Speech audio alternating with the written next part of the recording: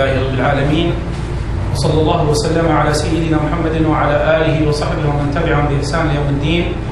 أسأل الله عز وجل أن يجمع لنا ما يعلمه تبارك وتعالى من صالح النيات، وأن يجعلنا في المقبولين الصادقين المخلصين بلطف وعافية، آمين اللهم آمين. أما بعد، فعندنا وفرة من الأسئلة نجعل الدرس إن شاء الله هذا اليوم في الإجابة عليها ثم إذا تيسر نقرأ شيء من كلام الإمام الحداد رحمه الله، وإلا اكتفينا بالإجابة على الأسئلة. After praising Allah subhanahu wa ta'ala and sending salutations upon the Prophet sallallahu alayhi wa sallam, Sheikh said that today we have a number of questions that we'd like to take the opportunity to answer, and if after finishing them there is some time, then we will continue reading the speech of Imam al-Haddad. والسؤال كما علمتم هو عبارة عن مفتاح لمعرفة العلوم يتوصل به إلى معرفة العلوم. And as you know, that question is a key to knowledge, through which is a means by which one comes to knowledge. والسؤال الأول وجيه جدا، وهو عن كيفية تدريس العقيدة للأجيال، سواء كان الأولاد أو كان العامة، لا سيما أنه إذا بدأ الإنسان يتكلم في العقيدة من وحي ما يسمعه العامي أو الولد من الخارج، تكون عنده إشكالات كثيرة جدا. So the first question is a very good question, and it's regarding how we should teach Aqidah to different types of people, different generations. For example, if it's children or whether it's lay people, they're of course affected by what they hear outside as well. So how do we present Aqidah to them? فالجواب على هذا في جهتين. And so the answer to this question is from two ways. الجهة الأولى أننا مع الأولاد ومع الجيل ومع العامة يجب علينا أن نرسخ العقيدة القرآنية في قلوب الناس، أي ما قاله الله عز وجل. The first way is when we're teaching Aqidah to the common people and to children and to different generations, is that we teach them the Aqidah of the Quran. That we try to plant within their hearts the Aqidah as presented in the verses of the Quran. بمعنى أننا إذا أردنا أن نتكلم عن الإله، عن الحق جل في علاه، نتكلم بما جاء في القرآن، يعني قل هو الله أحد، آية الكرسي، آخر سورة الحشر لو أنزلنا هذا القرآن، نتكلم عن الصفات أو عن الآيات التي تكلمت عن الخالق. For example, if we want to talk about Allah subhanahu wa ta'ala, if we want to talk about God, then we should concentrate on those verses within the Quran which specifically talk about Allah subhanahu wa ta'ala, such as Surah Al-Ikhlas, such as Ayat al-Kursi, such as the last few verses of Surah Al-Hashr. Those attributes and those verses which talk specifically about the Creator, those are the verses that we should concentrate on. وعندما نريد أن نتكلم عن النبويات نتكلم عن الآيات التي تكلمت عن بعثة الرسل وكيف استقبلهم الناس وكيف كان حال المستجيبين وكيف كان حال المعرضين. And then when we want to speak about the prophets, for example, or the attributes of the prophets as it is studied in Aqidah, that we should speak about those verses in the Quran which speak specifically about the sending of the prophets, i.e. the mission of the prophet, and how they were received, and what the attributes were of those that rejected them and the attributes of those that accepted them. فهذا من أعظم ما يرسخ العقيدة في القلوب. So this is the greatest thing which makes firm Aqidah in the hearts of people. حتى قال العلماء سر القرآن في قصصه. Such that the ulama, to the extent to which the ulama said that the secret of the Quran is in its stories. فالقصص القرآن يرسخ ما لا يرسخه غيره من المعاني. So the stories of the Quran, they make firm that which nothing else is able to make firm within the hearts. وعندما نريد أن نتكلم عن السمعيات كالكلام عن الدار الآخرة وغيرها الغيبيات، يكفينا أن نأتي بالآيات التي تحدثت عن ذلك، وهذا كل السور القصيرة تقريبا تكلمت عن الدار الآخرة. And so then when we want to speak about the third part of Aqidah, which is the unseen manners, again, The unseen affairs, again, we specifically address those verses which talk about the unseen matters.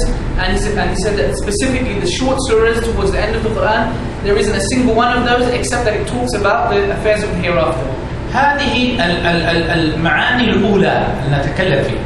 These are the first types of meanings in which we should speak about. ثم الترسيخ للعقيدة من جناب النبي محمد صلى الله عليه وسلم. Then the second stage comes by making firm عقيدة through the personality of the Prophet صلى الله عليه وسلم. أكثره لم يأتي من قبل أن النبي يتكلم عن التوحيد. Most of it did not come by way of the Prophet ﷺ specifically speaking about Tawheed. وإنما من خلال الأذكار. Rather this comes through different adhkar. لاحظ أن الأذكار وثمراتها من أعظم ما يرسخ العقيدة في القلوب. Notice that adhkar or invocations and the fruits of those invocations are amongst the greatest things which make firm the aqidah in one's heart. فمن المهم جدا شرح الأذكار. So it's very important for us to give explanation of these adhkar. ولو شرحا لطيفا. Even if it be a simple explanation. فعندما نتكلم عن العقيدة في اللهم اهدنا فيمن هديت، ذكر كان النبي صلى الله عليه وسلم يعتاده كل يوم عند الشافعية، ثبت عند الشافعية أنه يعتاده كل يوم في صلاة الصبح. And so, for example, the Prophet ﷺ in the morning prayer, according to the Shafi'is, that the Prophet ﷺ would every day say, Allahumma hdina fi man hadid. Oh Allah, guide me from amongst who you have guided. وكذلك ثبت أنه كان يفعله يقوله في الوتر. And it is also established that he used to do this in witr.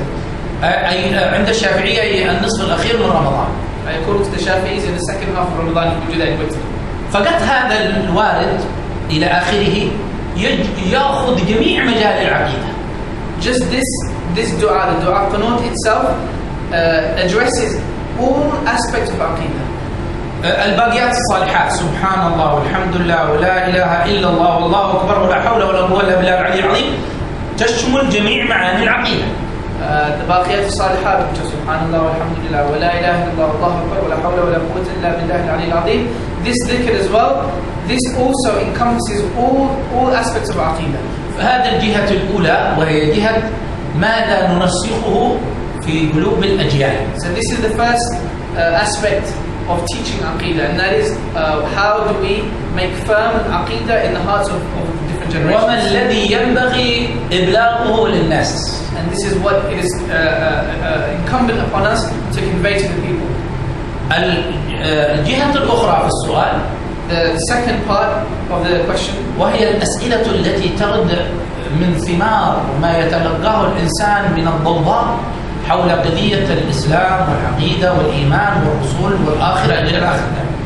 The second part is concerned with the different questions that arise from the effects of what people hear about Islam, about faith, about the unseen. This is the second part that we have to deal with. ستختلف هذه الأسئلة طبعا باختلاف ثقافة السائل. Of course, the types of questions that people ask will differ according to the questioner. وكلما كان السائل بسيطا يحتاج إلى إجابة بسيطة. So the more the questioner is simple, then the answer to his question will also be simple. وكلما كان السائل عنده قدرات ذهنية أقوى يحتاج إلى إجابة أقوى. And the more intelligent, if we like, the questioner is, then the more complex the answer needs to be. فطبعا الإجابات البسيطة يمكن أن يتولاها كل من درس وكل من تعلم الأشياء اللطيفة، ممكن أن يتولى الإجابات البسيطة لأنها كثير منها أشبه بالبديهيات. As for the simple questions, then most of us are able to answer this. Anyone who has studied a little bit the simple texts, for example, they are able to answer these questions because they are similar to the very basic masail that we study. فأي مسلم درس الفرض العيني وشيئا من الزيادة يقدر على إجابات أكثر الأسئلة الموجودة اليوم. So anyone who has studied the fard ayn, that which is obligatory upon every individual, and a little bit over and above that, is able to answer most questions that people will ask.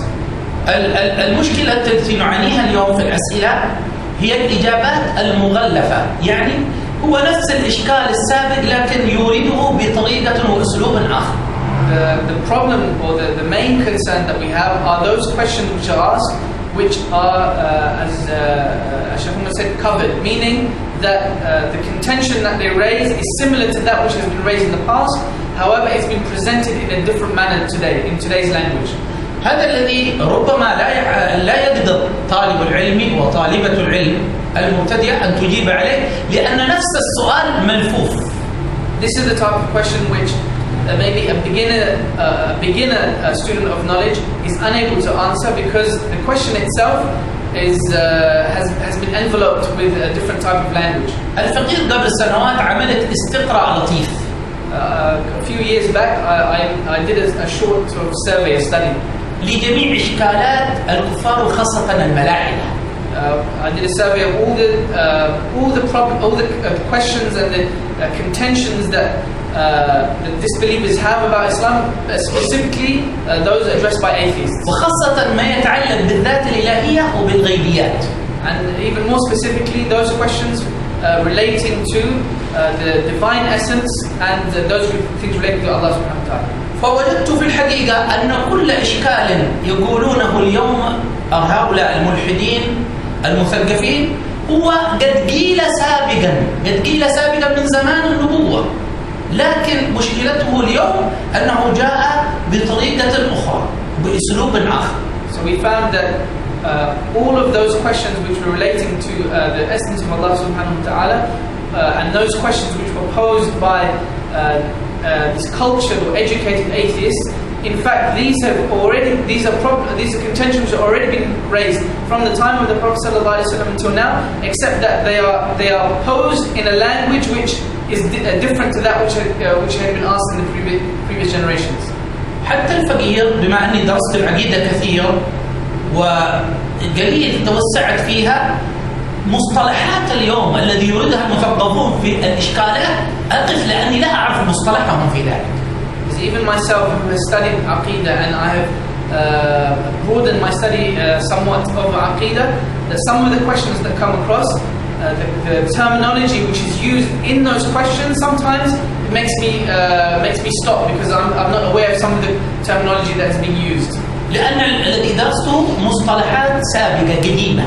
Because what I have studied is the speech of people from previous generations, so their terminology is going to be different. واليوم تبدو مصطلحات جديدة، حتى الفقير أتوقف في كثير منها لأني لا أفهم وأرجع إلى أخواني ممن درسوا هذه المصطلحات. And but the questions that come up today, even the fact that I have studied it, some of the terminologies I am unaware of. So sometimes I have to resort to asking some of our brothers who have studied these things in more detail. انظروا على سبيل التغليف مثال بسيط جدا. I'll give you an example of this kind of covering or enveloping of these questions with new terminology. الفقير عندما ألقي إلي هذا احتجت أن ألجأ إلى من يعرف هذا المصطلح. When I was asked about this question, I was forced to ask somebody else who was aware of these terminologies. طريقة من القائلون بوحدة الأديان. For example, those people that believe in the perennialist philosophy. هذا قول باطل. This is a false belief. مخالف لنصوص الكتاب والسنة. It's contrary to the scripture of the Quran and the Sunnah. فأورد إشكال قبل فترة يحتاج إلى معرفة مصطلح ماذا يدور فيه. قال أن التثليث الذي تنكرون عليه ولا آتي في كتاب الله الذي ينكر عليه القرآن، هذا ليس التثليث الواقعون اليوم فيه النصارى، هذا تثليث وهذا تثليث آخر، طريقة جديدة في قضية القول بوحدة الأديان. So for example, the thing that they presented was they wanted to say, in their attempt to say that the unity of all religions is compatible with the Quran, they wanted to say that the Trinity which the Quran rejects is not the same as the Trinity which Christians today believe. So they wanted to show that in fact the Quran wasn't rejecting the Trinity of the Christians today. So we see here a new way of trying to present this belief. بمعنى أنهم يلبسون شبههم ثوب، إذا أنت قدرت أن تمثل هذا الثوب خلعوا هذا الثوب ولبسوا ثوب آخر وعرضوا نفس الإشكال عليه لكن بثوب آخر.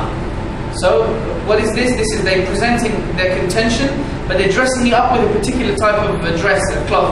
If you're able to rip this cloth, this dress off that such that you reduce it to the contention to its bare issue, they will just put something else in a new cloth on and present exactly the same issue, but just with a different format.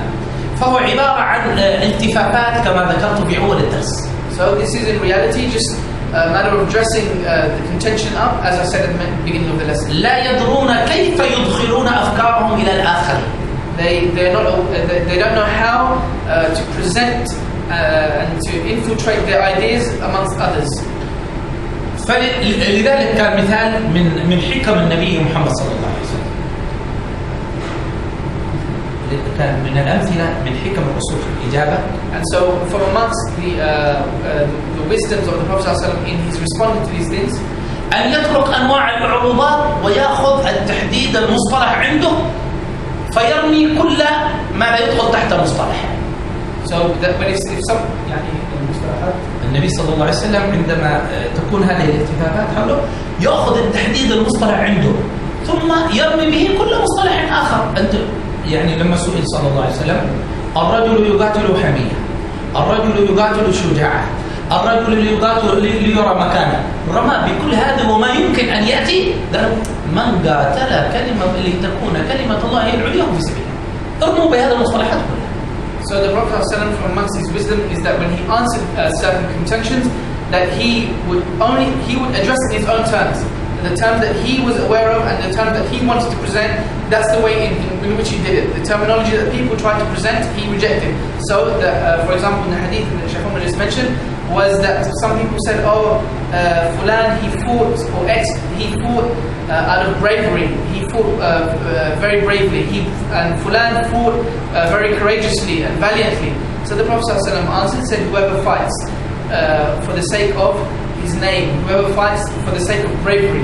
He said, all of that we keep to a side, but whoever fights so that God's word is the highest, that is in the path of Allah. So the Prophet ﷺ rejected everything else, and the fighting with which he wanted, he presented in his own terms.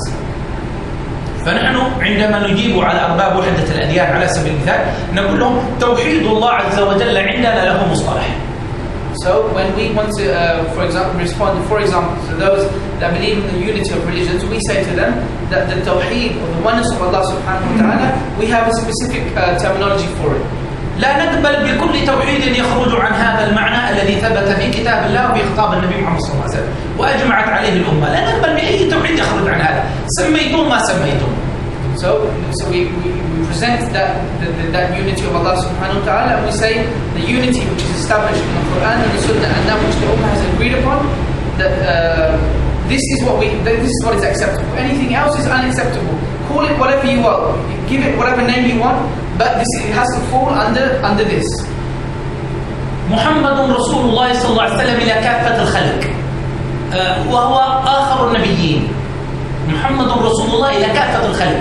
قولوا ما تقولون بعد ذلك من النبوات والأنبياء أم تؤمنوا بأن محمد رسول الله إلى كافة الخلق أجمعين. Muhammad is the messenger of Allah to all nations, to all humanity. That there is no prophet after him, and that he is the prophet sent to all people afterwards. After that, say whatever you will, but you have to believe in this specific doctrine. اليهود والنصارى بعد بعثة النبي صلى الله عليه وسلم كفار. قولوا ما تقولون، سموهم الآن اليهود والنصارى الموجود، سموهم بأي مصطلح. المهم أن اليهود والنصارى كفار بنص القرآن، لا يمكن أن نتخلى عن ذلك. The Jews and the Christians after the message of the Prophet ﷺ are considered to be disbelievers. This is from the Quran itself. After that, believe what you want to believe and use whatever terminology what you want to believe, whatever terminology that you want to use. But according to our belief and according to the Quran, the Jews and Christians after the Prophet ﷺ are considered disbelievers. قلت أنهم هم اليهود النصارى الموجودين اليوم هم مثل أولئك الذين كانوا أو ليسوا. المهم نحن نقول القرآن يقول لنا أن اليهود والنصارى كفار. Then afterwards, if you want to sort of start saying, oh, maybe they're like the previous nations or they're not like the previous nations, say whatever you want to say. What we know and what we believe is what the Quran has told us is that the Jews and the Christians after the time of the Prophet ﷺ are considered disbelievers. وأعود إلى الجهة الأولى من السؤال.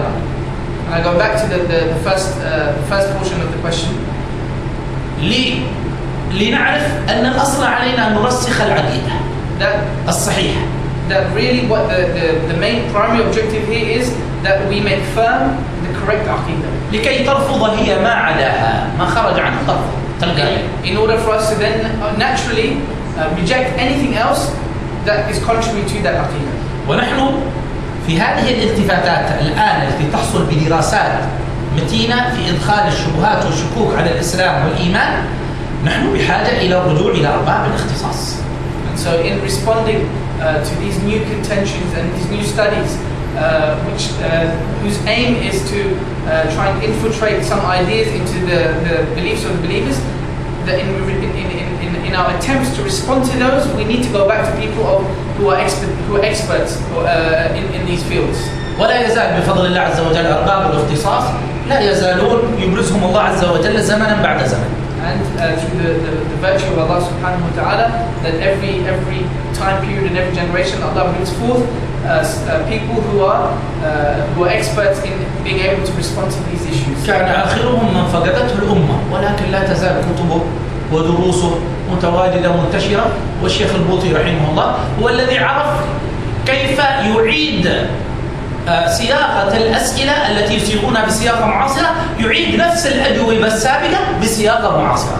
فلذلك كانت لكتبه قبول قوي وقوة خارقة. From amongst those in our later times who Allah subhanahu wa ta'ala brought forth, and even though he has now passed into the mercy of Allah subhanahu wa ta'ala, but his books have remained with us, and he is Shaykh al-Buti, and that he was able to address those new contentions which are addressed today. That he was able to go back and seek the answers which were given in previous generations, but he was able to clothe them in the same terminology which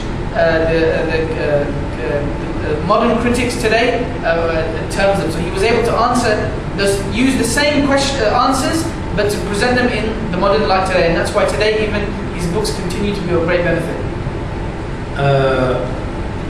هذا السائل أنا أعطيته الأمرين ولكن هو طرحها ليه. The questioner, I've given a two-pronged response, but the questioner has also presented two solutions. الحل الأول الذي وضعه لا أوافقه عليه هو أنه يريد أن يعطيهم عقائد ابن تيمية. And so the first question, the first option, the first solution, that the questioner has presented, I disagree with, and that is that we should give them the عقيدة of Ibn Taymiyyah. للشيخ ابن تيمية رحمه الله مخالفات شديدة في فروع العقيدة شذ بها عن الجمهور. Sheikh Ibn Taymiyyah has many opinions in the branches of Aqidah in which he has gone against the majority opinion of the scholars. وفي كلامه تناقضات تارة في بعض المواضع يتبع الجمهور في بعض المواضع يختار لنفسه طريقة غير مسالك الجمهور. And his books of Aqidah are fraught with contradictions. Sometimes he goes along with the opinion of the majority of the scholars, and sometimes he takes his own opinion in any particular مسألة. بل وتنقل بعض الأقوال عن الشيخ ابن تيمية رحمه الله هي ما يتهمها البعض بأنها كفر والعياذ بالله. يعني مخالفة لعقيدة السنة والجماعة مثل قضية الحد والقول بالقدم النوعي. القدم النوعي هذا بإجماع عنه كفر، وكلام ابن تيمية ظاهر فيه، ولكن يتأول للشيخ. البعض كفره مباشرة ولكن لسنا ممن يكفر، ولكن نتأول للشيخ. فلذلك لا يمكن أن نأخذ عقائد السلف الصالح من الصحابة والتابعين. And so some issues which Ibn Taymiyyah has spoken of, that to the extent that what has been narrated or that which has been transmitted to us of Shaykh Ibn Taymiyyah is that some of these opinions are actually considered to be disbelief. For example, his opinion of al-qidam al-nawi, and that is to believe that there is a genus of creation which is ancient, which basically means qadim. It does not have a beginning. And many ulama have considered him to have become consider this belief to be dar of kufr, and some ulama have tried to make a way out for him, and so we are not from amongst those that obviously make takfir of him. We try to give him a way out, but opinions such as these go clearly against what the ulama have said. So we do not follow the عقيدة of Ibn Taymiyyah, rather we follow the عقيدة of the Sahaba and the Tabi'in. له أقوال واضحة جدا عند جمهور العلماء بالنصوص أنها مبتدعة مخالفة لمسالك الصحابة والتابعين، وهي مثال القول بالحد، قوله بفناء النار، هذه حتى أصحابه أنكروها عليه. So he has certain opinions, as we said, which go against the Aqidah of the Salaf, and it goes against the Aqidah of the majority of the Muslims. For example, his belief that there is a limit to God's essence, that there is a limit in which God is limited. And for example, his belief that the hellfire will come to an end. These are, of course, opinions which go against the belief of the beliefs of the Muslims, to the extent that some of even his followers have rejected these opinions. أعني أصحابه بأتباعه من الاتجاه السلفي المعاصر. What I mean by his followers, I mean those people in the modern period call themselves Salafis. جمع بعض علماء الشام رسالة سماها البشارة والإتحاف بما بين ابن تيمية والألباني من الخلاف. So one of the scholars of Sham has compiled a book which is called Al-Bishara wal-Ithaf, which is basically giving it's a book about the differences between Shaykh ibn Taymiyyah and Shaykh al-Albani. فأتى فيها بالمعتقدات التي كان يعتقدها الشيخ ابن تيمية مما هي الضلال، ورد عليه فيها الشيخ الألباني وهو من أقوى أتباعه. So in this book, the author presents some of the opinions in which Ibn Taymiyyah was quite clearly misguided, and he presents within it the refutation of Albani to Ibn Taymiyyah, despite the fact that Albani was from amongst them the severest of followers of Ibn Taymiyyah. فلسنا ممن يهين العلماء أو يستنقصهم، فهم علماء ولهم ما كسبوا وعليهم ما اكتسبوا. So we are not from amongst those that dishonor and speak ill of the ulama, but rather they are the ulama. They will get what they will be rewarded for whatever they did. ولكن الله عز وجل ائتمننا على الحفاظ على عقائد الأمة. However, Allah subhanahu wa ta'ala has given us responsibility of protecting the beliefs of the ummah. والمسير بهم إلى بر الأمان. And that we take the ummah to a place of safety. هكذا ائتمن الله عز وجل العلماء. This is what the Allah subhanahu wa ta'ala, this is the responsibility Allah has given to the ulama. فعليهم أن يجتهدوا ويجاهدوا في ذلك. And so the ulama have to strive, and they have to strive and put all the effort in doing this. يقول السائل حفظه الله أو نؤجل إعطائهم هذا المادة إلى أن ينتهوا من الفقه والسيرة وحفظ القرآن كاملا. إذا اتخذت المنهج الأول الذي ذكرت لك لست بحاجة إلى أن تدخل في التشويشات. And so the question then said, the second solution to the question presented, or should we tell these people to just concentrate on fiqh, seerah, and memorizing the Quran, and then going in studying Aqidah? Shaykh Umar said, I draw you back to the first approach that I said, and that is, there's no need for us to get involved in these confusing matters. نعم. وعندما نعطيهم قضايا الإيمان بالله نضعها مجردة كما كان السلف الصالح يقولون قراءتها تفسيرها أمرها كما جاءت، لأن لا ندخل في التفصيلات أمام العامة، هذه ليست من مسارات العامة. So when we're presenting these verses and these to the general people, that we should give a plain recitation, just as the Salaf used to understand. I.e., the verse itself is an explanation of itself. I read it and then move on. It doesn't behoove us in general gatherings amongst general people to go into details about these theological issues. وكثير من دقائق مسائل العقيدة سواء كان المتفق عليها أو المختلف فيها عندما تخوض فيها أمام العامة تحدث تشويش وفتنة. And so many points of theology, points of Aqidah, whether they be points of agreement or points of disagreement, once we go into details amongst the general people, they will most certainly usually cause confusion amongst those people that hear these issues. بارك الله في هذا الأخ السائل والأخت السائلة، كان سؤالها درس متكامل. May Allah bless this questioner.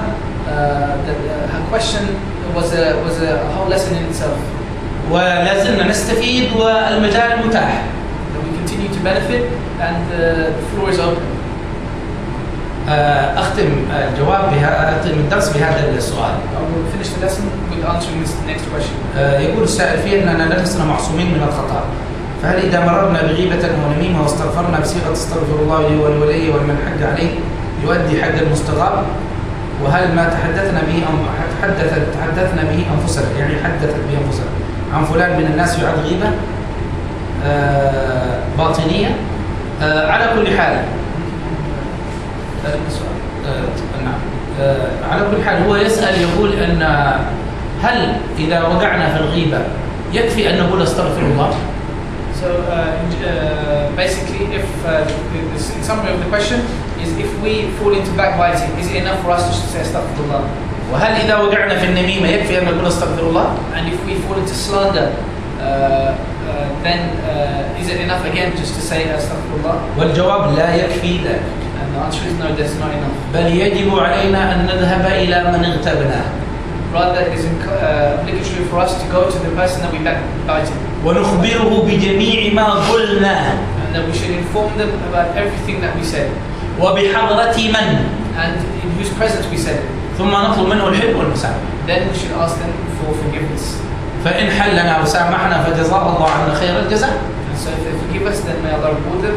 وإن أبى استغفرنا له حتى يكون ذلك عوضا يوم القيامة. And if they refuse to forgive us, then we should just continuously make istighfar for them in the hope that on the day of judgment that our istighfar for them will be the recompense for the sin which is on us for backbiting. والنميمة. And as for slander, يجب أن نذهب إلى من نممنا عليه. And again, we should go to the person who we slandered. ونخبره بكل ما قلناه عليه. And we should inform them of everything that we said. وبكل من تكلمنا عليه عنده. And we should inform them of everybody in whose presence we slandered them as well. ثم نذهب إلى من تكلمنا عليه عنده إن كان ببطلان نقول لهم نحن قلنا كذا وكذا وهذا غلطنا فيه واخطأنا نستغفر الله. And then we also go back to that person who we slandered to, not slandered about, the initial person we spoke to, and we should go back and tell them, you know what I said wasn't actually true, it was a lie. ونطلب الحل والمسامحة ممن تكلمنا عليه. And then we should then also ask for forgiveness for the person who we slandered. فإن سامحنا وإلا استغفرنا له وتصدقنا عنه كثيرا لعل هذا أن يجبر يوم القيامة. And then if they give us their forgiveness, then that is good. But if they don't, then again we should ask for their forgiveness profusely and give sadaqah in their name. Perhaps it might be a recompense for us backbiting and slandering them. فالغيبة أمرها بسيط، الفعل بسيط، لكن معالجة توبتها شديد جدا. So backbiting, doing it is very easy, but remedying its sin is a big hefty. نعم ذكر العلماء أننا لو توقعنا وغلب على الظن أننا إذا جئنا وقلنا له قلنا فيك كذا وكذا بحضرتك لربما ازداد غيظا ولربما حنق علينا وربما ارتفعت الأمور إلى مخاصمات، ففي هذه الحالة لا يجب علينا أن نخبره.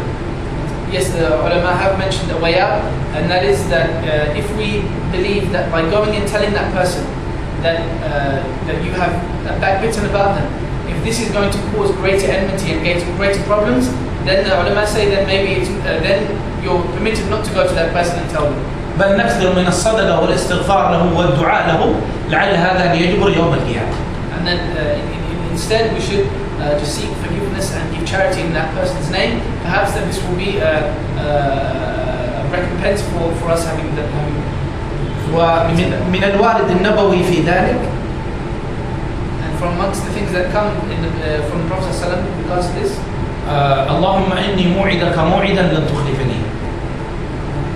اللهم إني موعدك يعني أعدك الآن موعد لن تخلفني، ما بتخلفنا إياه يوم القيامة. So the Prophet ﷺ says, "Oh Allah, I am giving you an appointment, if we like, a time of meeting, in which you will not we will not go against it, as we won't break this appointment." فأيما بشر آذيته أو سببته أو شتمته أو لعنته أو اغتبته أو افتريت عليه، تذكر الحاجة اليوم افتريته